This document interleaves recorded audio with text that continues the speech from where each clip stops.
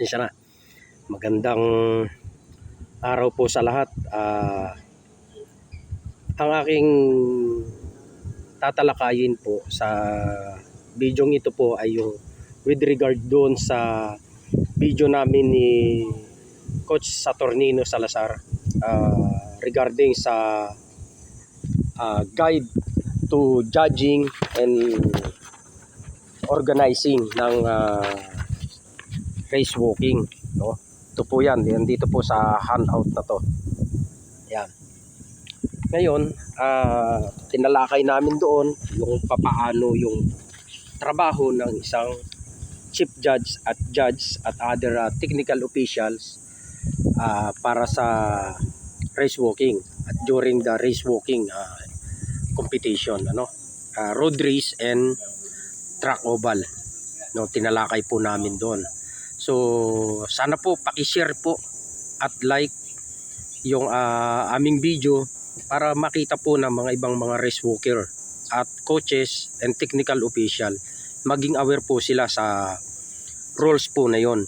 Kasi marami po doon na hindi pa nakakaalam kahit sa mga technical official. So yun po yung labis na aking kinalulungkot. May mga position pa naman yung iba at sila yung nagdi-designate ng tao ng technical official nila. Tulad ko, ako binigyan ako ng position as a chief judge makailang beses na, no? Pero na-caution po ako. So sa pag-caution po nila sa akin, kailangan kong sundin dahil sila naman po yung nag-appoint sa akin, no? Kaya lang ang kinalulungkot ko, hindi po sapat din ang kanilang kaalaman tungkol sa mga rules and regulation ng isang chief judge, no? So na-caution nila ako doon dahil para wala na lang pagtatalo o argumento, sumunod na lang po ako sa gusto nila, no? Hindi ko po nagawa yung mga dapat kong gawin bilang isang chief judge sa mga panahon nang ako'y inappoint na chief judge at ginampanan ko yung tungkulin na yon as a chief judge ng race walking, no po. So nalungkot po ako doon, kaya minarapat ko na mas palawakin pa at ma-refresher po ako bilang isang chief judge or technical official ng race walking, no po. So nag-usap kami ni Coach Salazar, ni-refresh niya ako at hindi lang namin nakontak si Captain Espijo na isang certified judge and chief judge ng race walking, pero ganun pa man, sila po ang nag-seminar po sa amin, si Coach Salazar at saka si Captain Espijo, no, mga panahon no na sila ay nandito, no po. Si Captain Espijo po yung tinutukoy ko na nandito pa sa Pilipinas dati nung hindi pa siya na-migrate, pero tuloy-tuloy pa rin po yung kanyang pagiging judge and chief judge sa race walking sa international and world championship ng race walking, ano po, pati sa Olympics, Asian Games at sa iba't iba pa mga international competition ng race walking. Siya po yung kinukuha na mag chief judge or judge, ano po. So dahil sa ako po ay na-appoint na maging chief judge dito sa atin, dito sa bansa natin, so ginagampanan ko po yung aking tungkulin.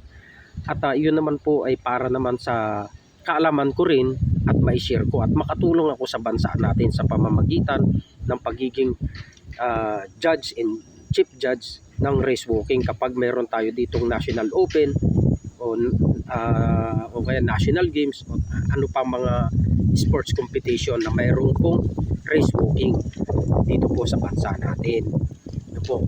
Sa darating na national open, malapit na po yun, ano po. So kung ako ay papalarin na maging technical official ng race walking, ay magagampanan ko po ang tungkulin na yon at gagamitin natin ang ating kaalaman na ating natutunan sa ating mga mentors, no po, sa mga lecturer natin sa international, no, na natutunan natin na aya nating sagutin kapag tayo i-caution, i-advise, no po, na dapat nating sundin at masasagot natin ng maayos.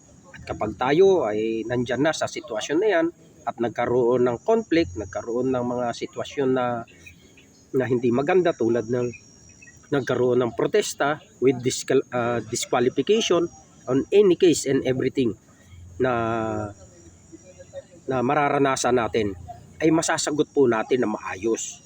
Ano po? So, yun lang naman po yung sa akin. So, hindi ko po matatalakay ang iba mga alituntunin ng race walking, pero dito po kasi sa handouts na hawak ko, no po, sa hawak kong handout nito, nandito po yung mga rules, no, ng race walking. Yan, nandyan po lahat yan. Ngayon, hindi porke ito sa race walking na to, hindi po lahat po naka-specify dito, no, yung ginagawa ng isang chief judge at judge, ano po.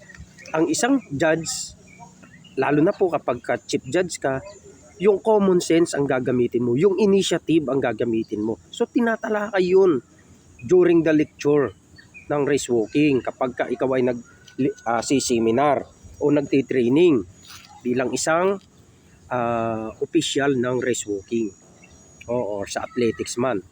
May mga general rules po doon na tinatalakay. Ito po. So lahat po yun nandoon. Kaya hindi po pwedeng basta-basta na baliwalain yung mga natututunan natin dito sa pag-aaral natin with regards sa race walking. No po. So napaka-sensitive po niyan. Ang sa akin lang pa rin, no, kaya po natin to sinasabi sa mga distances ng race walking like 2,000 meter walk, 3,000, 5,000, 10,000, 20,000, 50,000 or 50 kilometers road race. Kapag sa oval po kasi ang sukat po na ginagamit natin is meters. Yun po.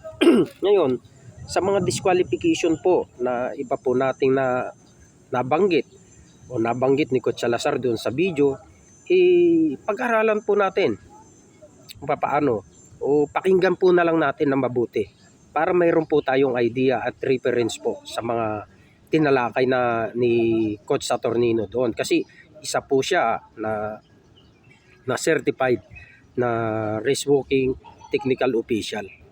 Ano po, and judge. Yun po yun. So, kung mamarapatin po, wag po natin itong ipagwalang bahala.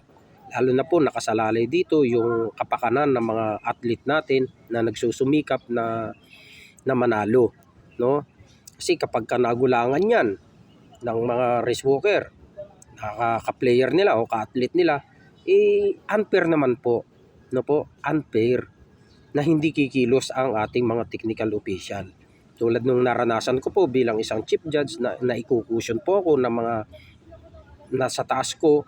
So, kailangan ko po kasing sumunod sa kanila. Respeto po yun ang tawag doon. Pero dahil sa pagkakataong ito na mayroon na tayong mga ganitong pag-aaral, natutunan, ay gamitin po natin. Ano po, para maiwasan po yung mga argumento o anumang mga magiging komplikasyon na hindi maganda sa mga laro natin dito sa race walking. Sa nalalapit na National Open, no po, ito po ay gagawin sa May 8 to May 12, 2024. Gaganapin to sa Pasig Ultra. So, salamat po ng marami. Paki-like and share po ulit ito para mas maging aware po tayong lahat bilang isang athlete, bilang isang coach, at bilang isang technical official and spectator na paglaon, isa ka na rin sa magiging athlete or coach or technical official ng race walking or ng track and field o athletics na ginagawa natin dito sa bansa natin. So maraming salamat and God bless po.